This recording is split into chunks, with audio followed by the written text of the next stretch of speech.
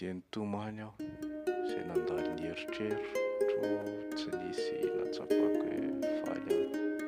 Tsapako ny sesy loatra ireo tranga nampisalasala misahatra tsy ampy nga mahatonga ny afa-tsy dia sa hoe dia ihany aho fa saosary tiavana.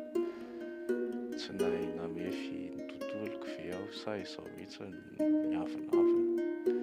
Ny olona miteny hoe izao tsy dia ny tenako no mahatonga izany. Inona moa mahadio amin'ny tenako? Ohatra ny fahitany hafa ary no tena hitsarako an'izany. Sara ny ataoko aho dia miandry fihetseham-pon'ny hafa, dia avy eo manko tsy araka ny eritreretako azy ny tambiny azo. Fantatro izany no manimba ahy, nefa dia tizako ihany. Leo aho manana an'izany fisainana izany, nefa dia tizako ihany. Tokony resahako amin'ny olona akaiky ahy nefa izany, nefa matahotra soa izany no andaozany ahy. Ka aleoko eretany eto aloha ilay ratra satria fijaliana efa mahazatra, dia nitomany aho.